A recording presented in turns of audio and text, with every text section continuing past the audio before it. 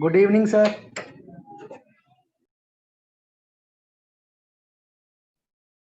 Good evening sir. Sir unmute करिए। अच्छा, good evening सभी को। Good evening. क्या डाउट था आप लोगों का क्वेश्चन में? क्या समझ में नहीं आ रहा था?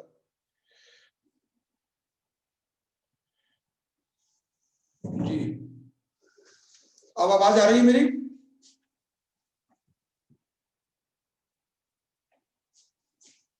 Yes sir. ठीक है, तो आज के जो क्वेश्चन थे, सर आज के क्वेश्चन में नहीं, के पहले जो आपने दिया। अच्छा बताएं, कोई क्वेश्चन का नाम बताएं। समुद्री खाद का महत्व बताएं और गैर परंपरागत संसाधन, ये तो सर लिखे थे। कुछ क्वेश्चन थे जो नहीं आ रहे थे, जैसे यदि अशोक नहीं होता तो बौद्ध धर्म नहीं होता, ये तो बिल्कुल नहीं आया। नहीं और बौद्ध धर्म और जैन धर्म का उद्भव, मतलब वैदिक संस्कृति का प्रभाव था, कहाँ तक सहमत है, ये भी है। अच्छा ठीक है, देखिए जैसे एक क्वेश्चन था,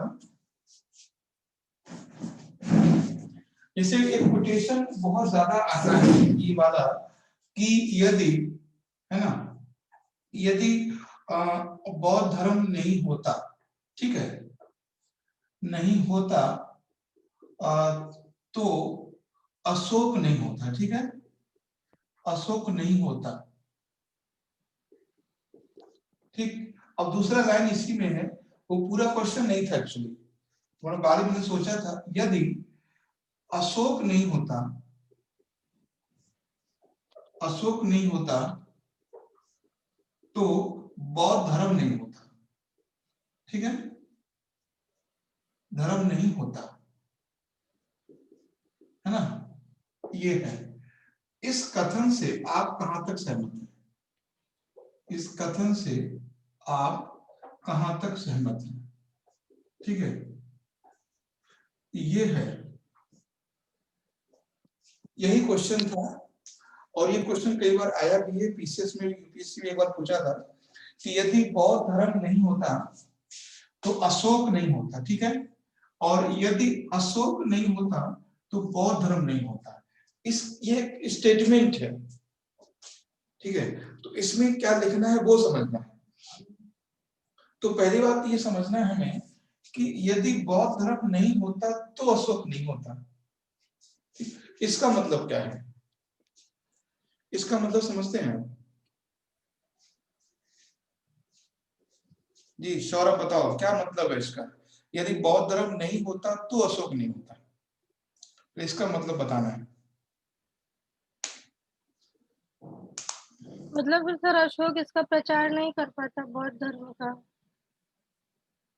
देखिए अशोक जो है वो बौद्ध धर्म अपनाने से पहले महान नहीं है, ठीक है, जब वो अशोक सम्राट है उस समय वो द ग्रेट अशोक नहीं है।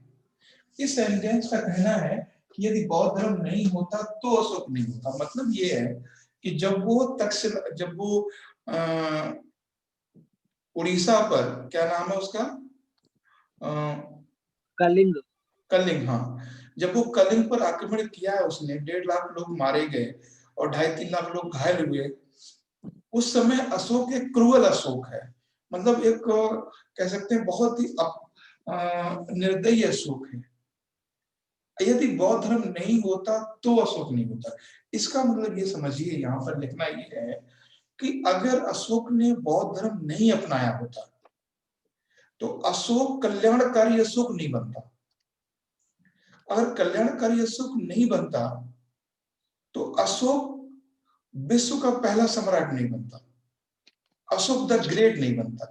यानी अशोक की जो महानता निकल के आई है, अशोक की जो महानता निकल के आई है वो बौद्ध धर्म के बाद आई है, ठीक है। तो बौद्ध धर्म ने उसको लचीला बना दिया, बौद्ध धर्म ने उसको दयालु बना दिया, बौद्ध धर्म ने उसको कल्याणकारी बना दिया। ये है कि यदि बौद्ध धर्म नहीं होता तो अशोक नहीं होता। ये इसका मतलब ये है कि अगर बौद्ध धर्म नहीं होता तो अशोक कल्याणकारी नहीं होता, और अशोक कल्याणकारी नहीं होता तो आज हम उसको याद नहीं कर रहे होते। ठीक। उसके बाद यदि अशोक नहीं होता तो बौद्ध धर्म नहीं होता। इसका मतलब क्या है? यही तो नहीं है सर। इसका मतलब ये है कि अशोक ने जिस तरह से बौद्ध धर्म का प्रचार प्रसार किया है, देखो चंद्रगुप्त मौर्य ने भी नहीं किया, जो बिंदुसार है उन्होंने भी नहीं किया, आगे जो ब्रदरथ हैं या दशरथ हैं जो आगे लड़के मतलब बच्चे हुए उनके, उन्होंने भी नहीं किया। तो सबसे देखो मतलब शायद कितने 87,000 पता नहीं कितने लोग बताते हैं कि 85,000 कुछ स्तूप बनवाए थे अशोक ने। यानी अशोक ने भारत में भी, ध्यान समझना, अशोक नहीं होता तो बौद्ध धर्म नहीं होता। उसका मतलब क्या है कि जो बौद्ध साहित्य लिखा गया, ठीक है, बौद्ध स्मारक बने और बुद्ध की चीजों को आगे बढ़ाया, ये अशोक की ही देन थी। जो धम्म जो शुरुआत किया है, धम्म की शुरुआत क्या है, वो धम्म जरूर है लेकिन सारी चीजें उसमें बौद्ध धर्म की है, सारी चीजें। तो मतलब ये है कि अशोक ने बौद्ध धर्म को देश के अंदर और बौद्ध धर्म को विदेश में, दोनों लोग दोनों तरफ फैलाए। विदेश में उनकी खुद की बेटी और बेटा, क्या नाम था? संघमित्रा। संघमित्रा और महेंद्र, उनके यस सर। खुद के बच्चे संघमित्रा और महेंद्र, दोनों लोग विदेश गए यानी श्रीलंका गए। तो ये चीज आपको समझना है, यदि अशोक नहीं होता तो बौद्ध धर्म नहीं होता। ये बात सही है, ये बात सही है कि अशोक जो है, अशोक ने बौद्ध धर्म को बढ़ावा दिया, और अशोक को कल्याणकारी अशोक, महान अशोक, अशोक द ग्रेट, ये भी बौद्ध धर्म ने बनाया। तो दोनों चीजें हैं। तो इसमें लिखना था, कितना शब्द में लिखना था?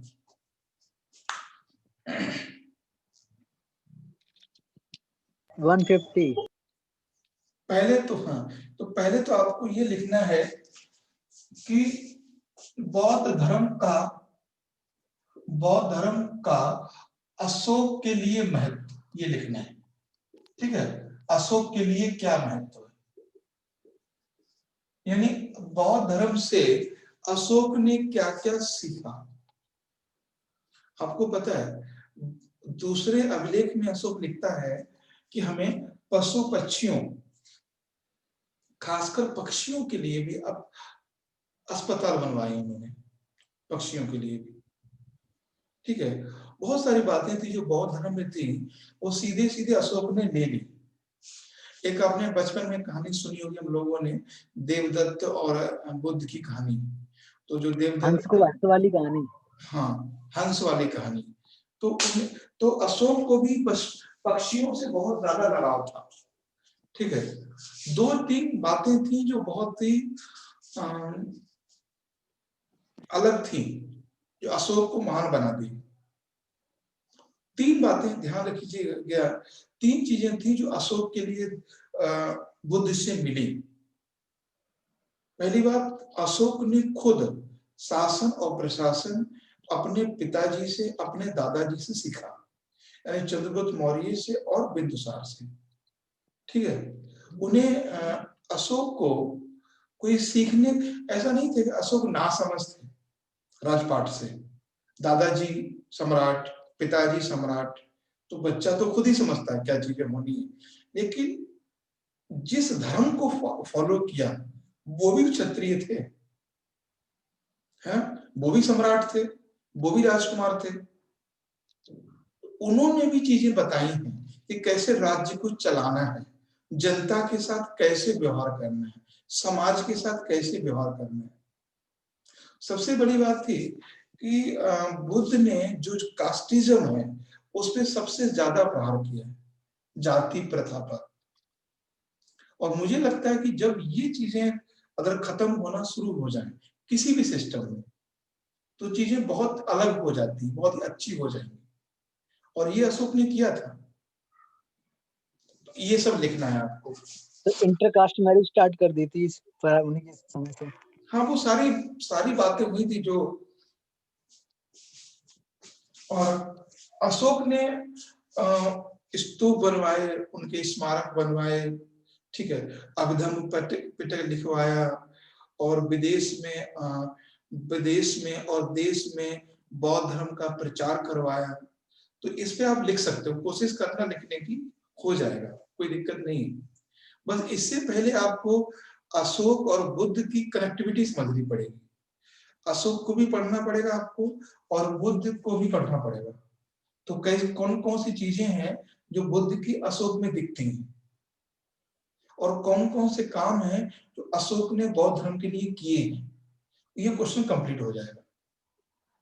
ठीक है, लिख सकते हैं इस तरह से। और दूसरा क्वेश्चन क्या था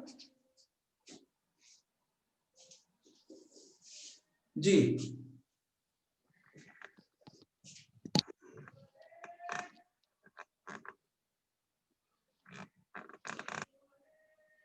सर हाँ, बोलिए। सर दूसरा क्वेश्चन जो था, बौद्ध धर्म जैन धर्म का उद्भव और वैदिक संस्कृति का प्रभाव था, कहाँ तक सहमत है? मतलब बौद्ध और जैन धर्म वैदिक संस्कृति को देखना था। अच्छा, एक बार बोलना क्वेश्चन क्या है पूरा। बौद्ध धर्म और जैन धर्म का उद्भव वैदिक संस्कृति का प्रभाव था, कहाँ तक सहमत है? अच्छा, ठीक है। यानी जो 6ठी शताब्दी में, ठीक है, जो 6ठी शताब्दी में, या कह सकते चलिए बौद्ध और जैन ही लिख देते हैं, है ना, बौद्ध और जैन का उद्भव और वैदिक संस्कृति, ठीक है, ये चीजें थी। ठीक है, तो जैन धर्म और बौद्ध धर्म का उद्भव जो हुआ है, आपको कहां तक सहमत है? एक बात ध्यान रखना है कि जब 6ठी शताब्दी ईसा पूर्व यानी 600 बीसी में लगभग 60 या 62 यानी लगभग 60 से 62 ऐसे संप्रदाय थे, 60 से 62 संप्रदाय थे जो ब्राह्मण धर्म के अगेंस्ट में खड़े हुए थे। ठीक, ऐसा नहीं था कि सिर्फ महावीर और बुद्ध ही थे, और भी लोग थे। लगभग 62 संप्रदाय थे। 62 में 2 संप्रदाय थे वो सबसे ज्यादा हाईलाइट हुए। ठीक, और 2 संप्रदाय के हाईलाइट होने का रीजन बताते क्या है, आप बता सकते हैं कोई? जैसे हमने कहा कि 600 बीसी में लगभग 62 संप्रदाय हुए, तो उनमें 2 ही निकले, बुद्ध और जैन। तो उसका क्या रीजन हो सकता है? तो पहले हमें ये समझना पड़ेगा। देखिए, बाकी जो संप्रदाय थे, चाहे वो आजीवक संप्रदाय हो, चारवाक संप्रदाय हो, मीमांसा हो, कोई भी हो, जो भी संप्रदाय हुए हैं वो सब या तो ऋषि मुनियों द्वारा शुरू किए गए या कोई जन सामान्य द्वारा शुरू किए गए थे। अब यहाँ जो मैं बोलने जा रहा हूं उसको ध्यान समझना है। लेकिन जो जैन धर्म शुरू किया गया वो क्षत्रिय थे, यानी खुद में वो सम्राट थे। पहली बात, उनका परिवार सम्राट या राजा था। ऐसे ही बुद्ध, उनके पिताजी भी राजा थे और खुद वो क्षत्रिय थे। तो कभी इस आपसे क्वेश्चन जरूर इंटरव्यू में हो सकता है कि क्या रीजन था कि बुद्ध और महावीर ही वहां पर पले बड़े और उनका नाम हुआ, बाकी संप्रदाय खत्म हो गए? उसका सीधा सीधा रीजन है कि ये दोनों जो लोग हैं वो क्षत्रिय समाज से हैं और दोनों ही शासक वर्ग से। ठीक, और बाकी जो समुदाय या जो संप्रदाय शुरू हुए हैं वो या तो ऋषि मुनि या जन समुदाय या किसी सामान्य व्यक्ति द्वारा शुरू किए गए थे। तो वो धीरे धीरे उनका अस्तित्व खत्म होता चला गया, पूरा नहीं हुआ। ऐसा नहीं था कि वो पूरा समाप्त हो गए। आजीविक संप्रदाय के लिए अशोक ने तो गुफाएं बनवाई, ठीक है। तो ऐसा नहीं है कि बाकी संप्रदाय बिल्कुल खत्म हो गए। तो जो दो संप्रदाय ये थे, जहां तक मुझे लगता है, मैं भी हिस्ट्री के अलावा तरीके से समझने की कोशिश करता हूँ कि जो महावीर का उदय होना या बुद्ध का उदय होना, जो मुझे लगता है एक रीजन ये भी है कि जो ब्राह्मणवादी जो परंपरा थी, ठीक है, उसके विरोध में कहीं ना कहीं क्षत्रियों का ही आक्रोश भी था कि यार देखो, कमाते हमें, करते हमें, लड़ते हमें, मरते हमें, खा ये लेते लोग, ठीक। तो एक कहीं ना कहीं, और इस चीज को सब लोग छिपा देते हैं, नहीं बोलते। वो सिर्फ इतना बोलते हैं कि बलि प्रथा थी, बाल विवाह था, यज्ञ प्रथा थी, जाति प्रथा थी, और पता नहीं अछूत थी, सब सारी चीजें बोलते पशु हिंसा वगैरह भी थी, फिर नर हैं। बलि वगैरह भी चढ़ाते थे। हाँ, वो जैसे अश्वमेध वगैरह होते थे तो उसमें इस तरह के, तो उनके खिलाफ भी बौद्ध धर्म को में इस सब चीजों को खिलाफ माना गया है। तो इन सारी चीजें हैं। नहीं, वो सारी चीजें हैं, लेकिन सर, एक जैन धर्म के प्रथम तो वो ऋषभ देव है ना, कि वर्धमान महावीर? ऋषभ देव है, लेकिन जो पार्श्वनाथ है वो भी राजकुमार ही है ना ये वो। तो इनके बाद के थे, ऋषभ देव के बाद के थे पार्श्वनाथ। लेकिन आप ये समझिए कि अगर भगवान महावीर अगर नहीं आते जैन धर्म में, तो जैन धर्म इतना हाईलाइट नहीं होता। हम जैन धर्म को महावीर के नाम से ही जानते हैं। हाँ। जैन धर्म को हम महावीर के नाम से ही जानते हैं, हम ऋषभ देव या पार्श्वनाथ के नाम से नहीं जानते। जैसे मान लीजिए, अगर जैसे मौर्य साम्राज्य है, ठीक है, तो मौर्य साम्राज्य बिंदुसार के समय भी था, अशोक के समय, मतलब चंद्रगुप्त मौर्य के समय था। क्या आपको लगता है अगर अशोक नहीं होता तो मौर्य साम्राज्य को हम लोग पढ़ पाते या पढ़ने लायक होता? नहीं होता उसमें कुछ। तो वही चीज है। तो वही जैन धर्म में भी है। तो पहली बात तो ये समझ लेना है कि एक ये व्यू ये अलग है कि कहीं ना कहीं वो चीज भी उसमें हावी हुई होगी, ठीक है, क्योंकि जो चीजें हमें लिख दी गई हैं वही हमारे पास है। सर, इस क्वेश्चन में वैदिक संस्कृति को कैसे जोड़ा जाएगा, ये हाँ, दोनों के बीच? अब हम बात करते हैं वैदिक संस्कृति। देखो, वैदिक संस्कृति के प्रभाव के कारण, और जो वैदिक संस्कृतियों में, जो वैदिक संस्कृति की जो परंपराएं हैं या जो रूढ़वादिता है, कह सकते हैं, या जो कठिनता है, ठीक है, कठिनता है, या कह सकते हैं रूढ़वादिता है, या जो जटिलताएं हैं, ठीक है, जटिलताएं हैं, यानी जो वैदिक परंपरा में या 1000 से लेकर 600 बीसी में जो वैदिक समाज में कठिनताएं आई हैं, जो रूढ़वादिताएं आई हैं, जो जटिलताएं आई हैं, कौन कौन सी? पहली, समाज का विभाजन, ठीक है। समाज अब बहुत तरीके से बट गया था। समाज क्षत्रिय, ब्राह्मण, वैश्य, शूद्र के अलावा भी कई वर्गों में बट गया था, ठीक है। उसके बाद अछूत, और एक और था जो गांव के बाहर लोग रहते थे, चांडाल। चांडाल। चांडाल। तो अछूत और चांडाल, मतलब बहुत सारी चीजें थी, जो जटिलताएं आ गई थी, रूढ़िवादिताएं आ गई थी। तो कहीं ना कहीं समाज में एक बैरियर खड़ा हो रहा था, समाज को बहुत तरीके से बांट दिया गया था। पहली बात, समाज का विभाजन हुआ, यानी 4 वर्ण के अलावा भी, 4 वर्ण के अलावा भी एक बात ध्यान रखना है कि वर्ण व्यवस्था कभी आपसे पूछे कोई मेंस में, इंटरव्यू में, कि वर्ण व्यवस्था सही या गलत है, तो आपको गलत नहीं बताना है, ध्यान रखना। और सही बताने का तरीका बहुत स्ट्रांग होना चाहिए।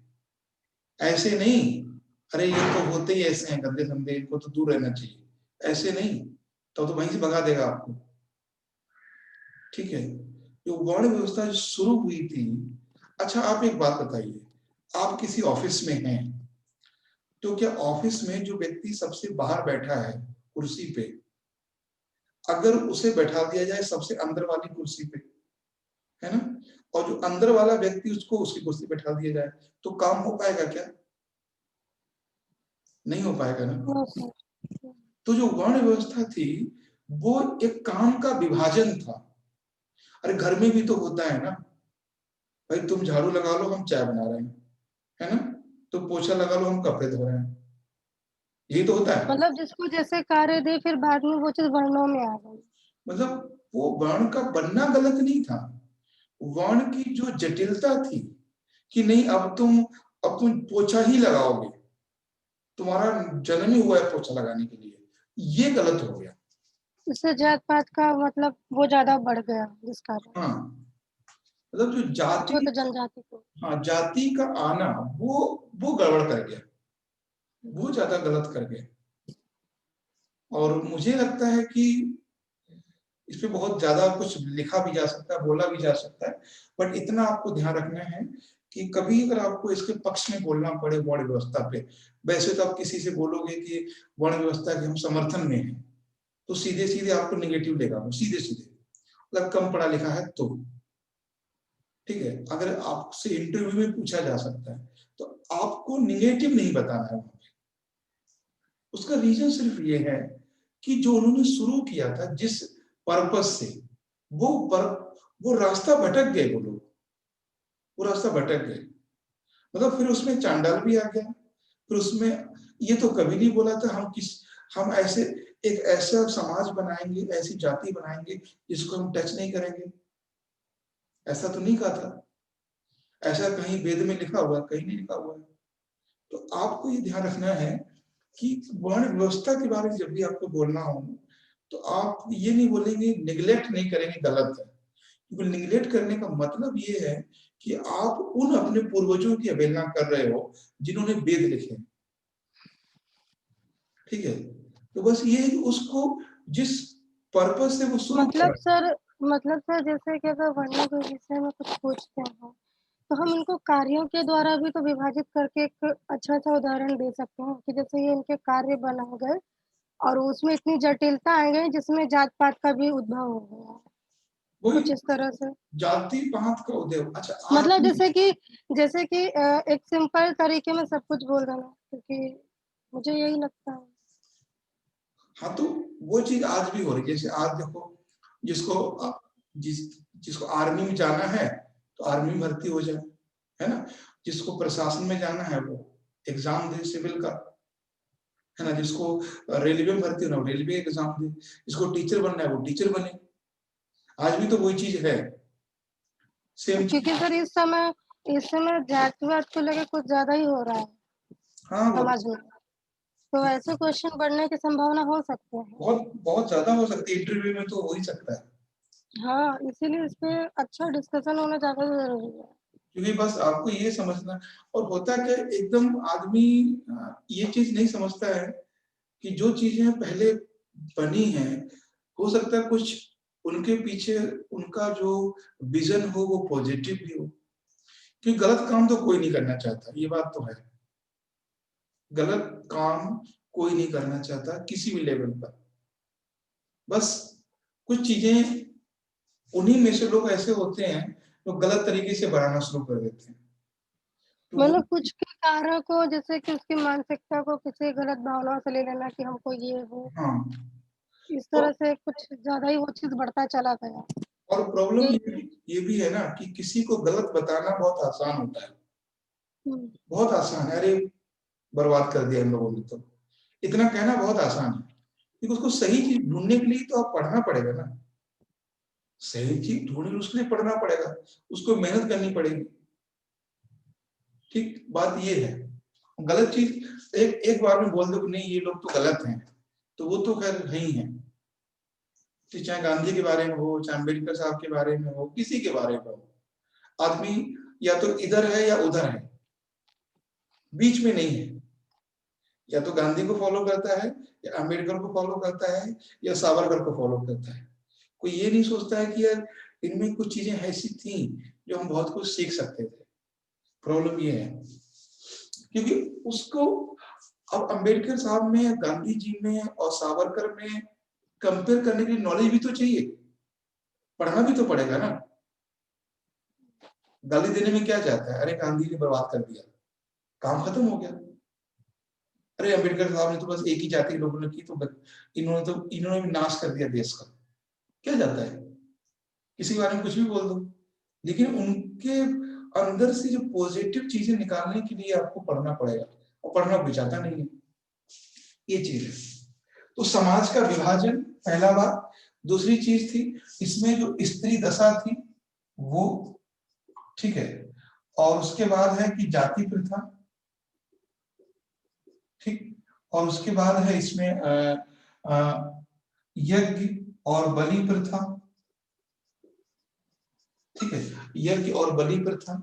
और क्या था इसमें, धन का अपव्यय, धन का अपव्यय, यानी बहुत ज्यादा फिजूल खर्ची बढ़ गई थी। जैसे यज्ञ करने लोग आते थे, जो ब्राह्मण यज्ञ करने के लिए आता था, उसको 500-500, 1,000, 1500 गाय दी जाती थी, तो धन का अपव्यय होता था। बलि प्रथा से क्या होता था कि जिन जानवरों से कृषि हो सकती थी उनको बलि के नाम पे मार दिया जाता था। तो ये सारी चीजें थी। और समाज का विभाजन, स्त्री दशा, जाति प्रथा, यज्ञ, बलि और धन का अपव्यय, इन्हीं को सबको रोकने के लिए, 62 संप्रदाय आए थे, लगभग 62। तो उनमें से 2 निकल के सामने आए, जैन और बुद्ध, ठीक है। अब आप लिख सकते हो, इसमें कोई दिक्कत तो नहीं है। लेकिन सर इस टॉपिक में हम वैदिक युग से लिखेंगे या जैन या बौद्ध धर्म से? बहुत लंबा मतलब एक पूरा ऐसे बनेगा इसका। नहीं, इसमें सिर्फ ये लिखना है कि कौन कौन से वो कारक थे, कौन कौन से वो कारक थे जिनको संभालने के लिए, जिनको सुधारने के लिए बौद्ध और महावीर जैसे संप्रदाय विकसित हुए। तो वो कारक कौन कौन से थे? वो कारक थे, समाज का विभाजन बहुत बड़े तरीके से कर दिया गया था, वर्ण के रूप में, जाति के रूप में, ठीक है, अस्पृश्यता के रूप में, और स्त्री दशा, ठीक है, और जाति प्रथा, यानी सभी के रूप में समाज का, ये जो चीजें थी इनको सुधारने के लिए वो लोग आए थे। वो अकेले नहीं आए थे, और भी लोग थे। तो ये चीज लिखना है। सर जैसे कि ब्राह्मण धर्म में जितने सारे नियम बनाए गए हैं, हम लोग को जितने नियम है, बल्कि देखा जाए इससे कहीं ज्यादा पालन सर ये जैन धर्म के लोग करते हैं।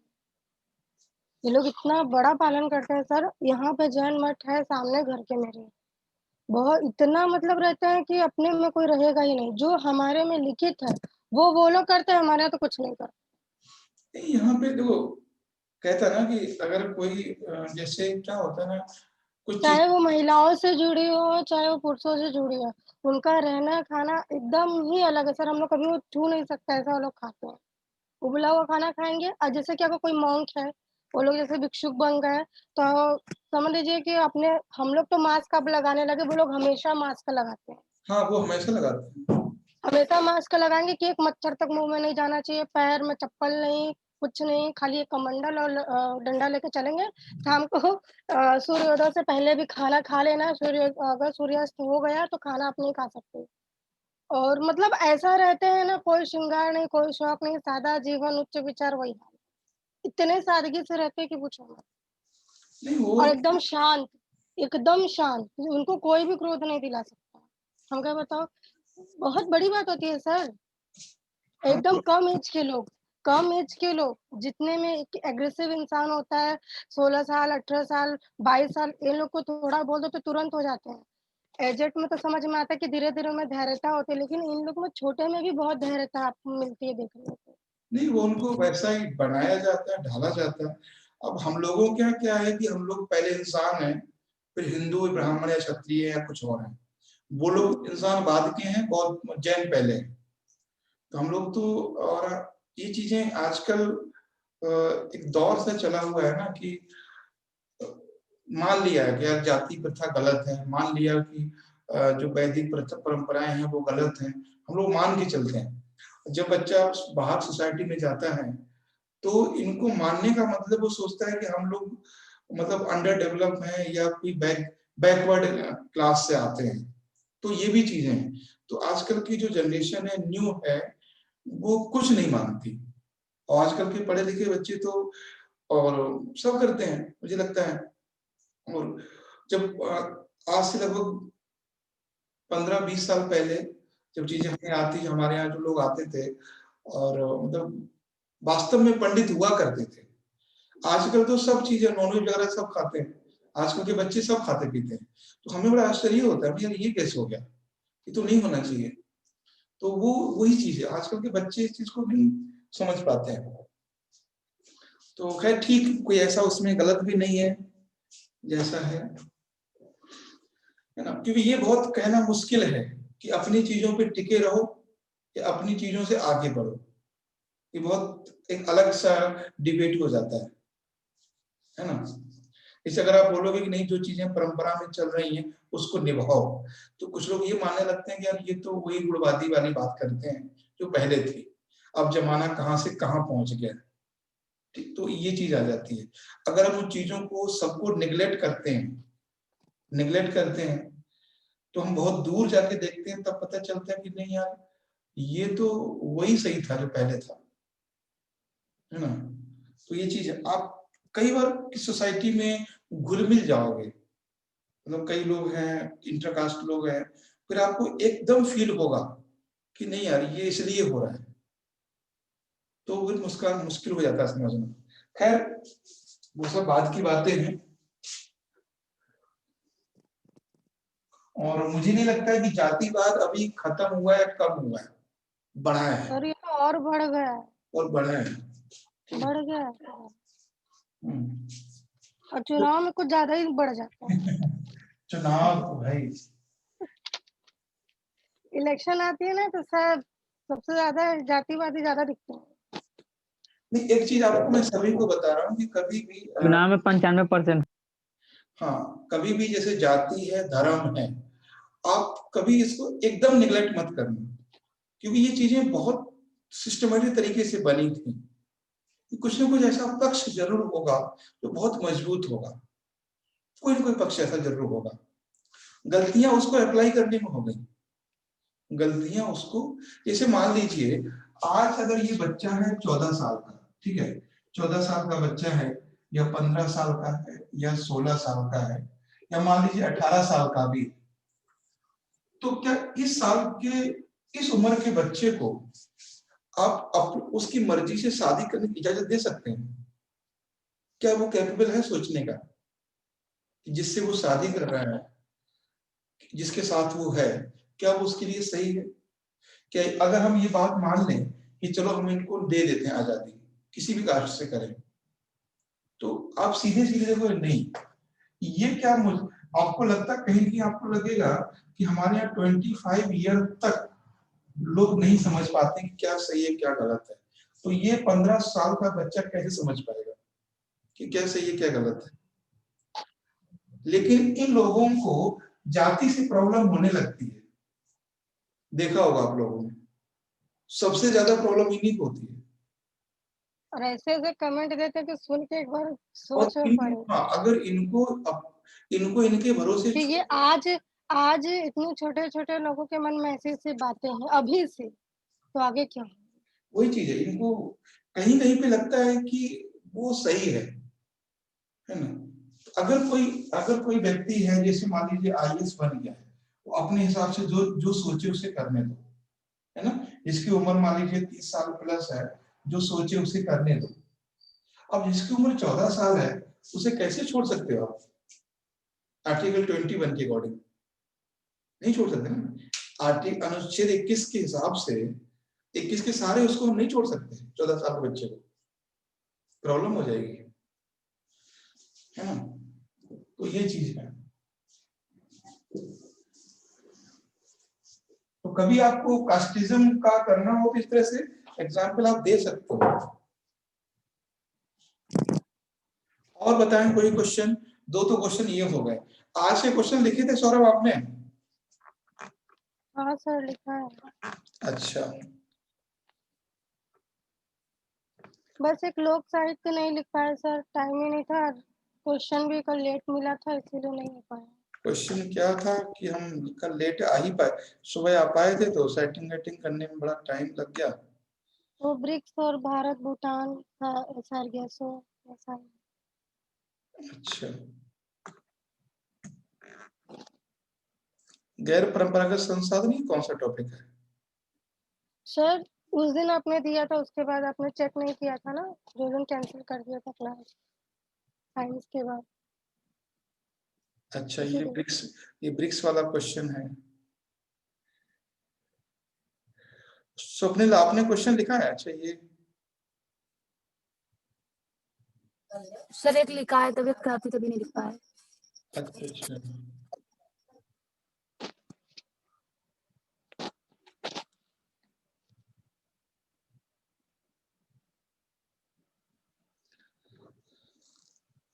देखिए जैसे इसमें एक ये क्वेश्चन है सारगैसो वाला, ठीक है, ये लिखा किसने है सारगैसो का? सर ये मेरा है। अच्छा, ये भूटान वाला रिश्ते वाला, ये सारगैसो वाला आपका है? जी सर, वो भूटान का भी मेरा था।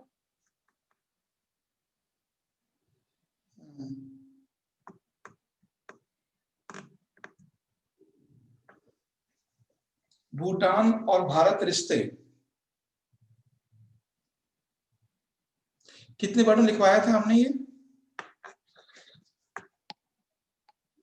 150 में होगा ना? एक काम जी सर, कर 150 बार एक था। हाँ, एक काम करते हैं कि जो ये जितने भी क्वेश्चन आपके आज के हैं और मतलब पहले वाले ही आज वाले हैं, ये आप लोग आज आज रात के 12-1 बजे तक या सुबह तक मुझे भेज दो। और कल क्या करते हैं, कल इसका जो है टेस्ट का क्लास नहीं रखेंगे कल केवल क्वेश्चन लिख के क्वेश्चन चेक करके आपके हम देंगे, सिर्फ क्वेश्चन चेक करके देंगे। जो आज वाले क्वेश्चन वो भी सब कर लीजिए, और जो हम आज क्वेश्चन देंगे आपको शाम को या रात में, तो वो आपको मंडे के लिए करना है रेडी। मैं चाहता हूँ एक बार जितने क्वेश्चन हुए हैं अब तक, मतलब जो कल क्लास रहेगा सर? कल वही हम कह रहे हैं, कल टेस्ट की क्लास रोक देते हैं, केवल बाई क्लास रहेगी, बाकी आपकी मतलब करंट की क्लास रहेगी, आपकी इसकी रहेगी, बस टेस्ट की कल नहीं रखेंगे, क्योंकि वो पुराने वाले क्वेश्चन वो भी चेक करने हैं, ये भी क्वेश्चन चेक करने हैं। और जो हम क्वेश्चन देंगे 6-7 क्वेश्चन, वो आप मंडे के लिए रखना है, तो मंडे के लिए चेक करने हैं उसको। सर समुद्री खाद भी बता दीजिएगा, ये तो कुछ नहीं समझ में आ रहा। कौन सा? समुद्री खाद का महत्व बताएं, अच्छा, क्या ये दुनिया को भुखमरी को दूर करने में सहायक होगा? ठीक है, देखो सी फूड क्या होता है, सी फूड की बात करें ना, समुद्री खाद, सॉरी समुद्री खाद्य, तो सी फूड में पहली बात तो हमें यही लिखना है कि सी फूड है क्या, है ना, सी फूड क्या है पहले हमें ये लिखना है। उसके बाद अब इसमें अब इसका महत्व क्या है, महत्व क्या है, ठीक है, तो ये क्वेश्चन यही था ना सी फूड के बारे, तो सी फूड में है क्या क्या?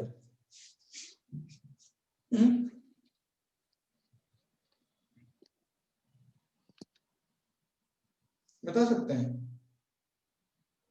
देखो महासागरीय जीव, पौधे, जीवाणु, हाँ जो महासागरीय, सूर्य की। ठीक है, महासागरीय जीव जंतु एवं पादप, ठीक है, महासागरीय